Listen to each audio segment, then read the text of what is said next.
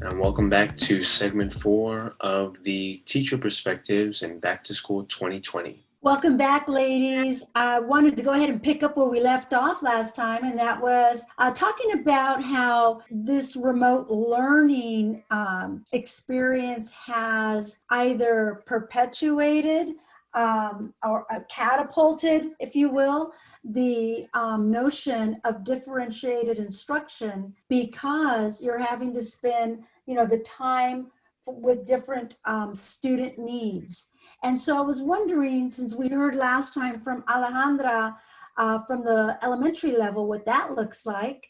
And thank you for that glimpse into your classroom, Alejandra. What does it look like at the high school level, Charlie?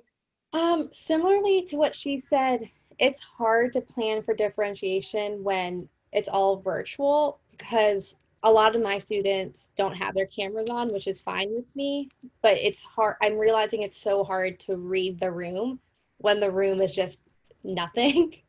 um, I have done somewhat of a flipped classroom, which is weird to say when everything's done at home anyways, but as a way to focus on like the skill building activities, I do that during our Zoom synchronous time. And their homework assignments typically are going to be my recorded lectures. So that way they have the processing time to take their notes, listen to my lecture, and I have questions embedded for me to check for understanding. And also at the end of each lecture, I have an open-ended question for them. What is one question you still have after hearing my lesson? And that, knock on wood, so far has been working pretty well. I'm not necessarily creating different assignments, but it's letting me know which students I should be focusing on for like a small group breakout and see where they're at.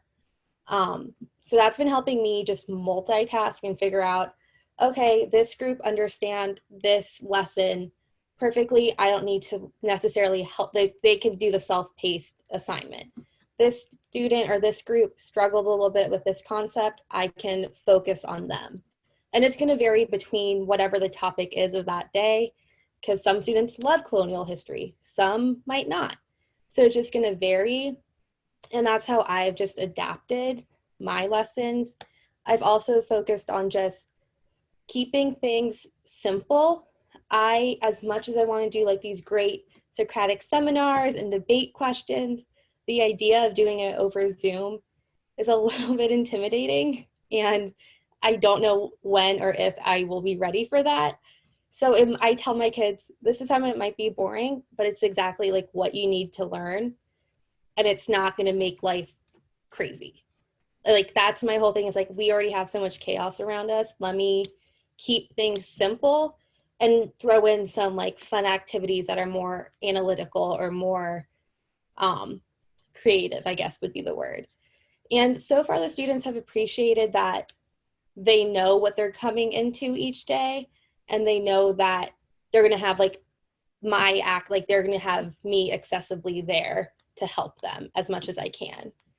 So that's been how I not really differentiate, but make life easier and more accessible. I've also just learned at the start of my lesson, have my vocab defined at the start and then have it highlighted throughout so that they see it and they already know it.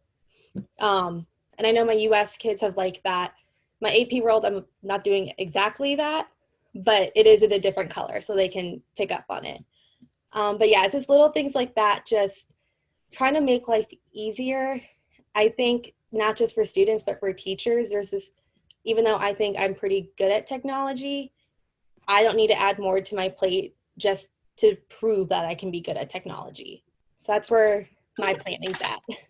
Awesome. So do you, have you heard from your respective school districts some kind of timeline as to what it would look like 6 months from now or at the end of the school year? What has been the discussion around that?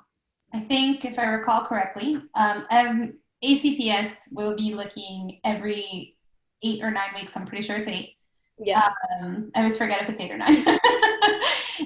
To reevaluate what the situation is and how that's going to work out. And they take feedback consistently. So our superintendent, over the summer, whereas a lot of other districts in the nearby local area were like, this is our plan, this is how we're doing things. I know ACPS kind of seemed like it was taking a very long time to announce what the plan was for the beginning of the year, but it was because our superintendent and the rest of central office was really hard at work kind of going out to the community, trying to take in what it was that the community was like their opinions were, well, at least people who participated in the polls and showed up to the seminars or what's called like the chats, as they like to call them, and kind of gave their opinions as to what the school day would or should look like. And then based on that, you know, this is how we are right now. And now that we've been in school for a week, they've received a lot of feedback, gotten a lot of feedback, and they are going to continuously reevaluate whether or not this is the correct way to move forward. And what about you, Charlie? Yeah, so we're the same district, so I've been hearing a lot of the same stuff. I know as a teacher over the summer, I was like, I just want a decision. Everyone else already made one. But it is nice knowing that they really did value teacher input, they valued the community input, they valued student input, and I think that's important when making such an important decision about the school year. And I also just want to say, like, our help desk and technology services they've been planning since March, like everything, and so they also have been really great. And even though I felt like I was waiting for a decision so long, once that decision came, I felt like our tech services had a plan of, this is it, this is what we're doing. And so it's nice knowing that our small district does listen to its community members. That's great. And you know what? I would like to echo that shout out for any IT department across this nation, right? They have done literally the yeoman's work with this task. So I can't thank you both enough for coming and sharing your experiences. I know that even if we go the long haul or if it's a short runway at this, that either way, the students are going to get what they need and the teachers are going to ensure that, because you happen to be two of the voices of many out there. And for that, please know, we know that teachers are champions and that you are all doing the best you can. And if there's anything that I've heard tonight or the last couple of sessions, and that is, you all want to do what's best for kids. And so with that, thank you so much. Take care. And until we meet again next week on True Talk Thursday, where we will hear the perspective from school board members, because everyone's got a perspective. Thank you and good night. Hey there, good evening everyone, and thank you for joining us for the 4th episode of the Back to School Series 2020 podcast. If you want to learn more about everything Back to School 2020 and what that looks like from various perspectives, then we advise that you subscribe below and tune in weekly every Thursday at 7 p.m. We hope you enjoy and we look forward to seeing you next week. Thank you.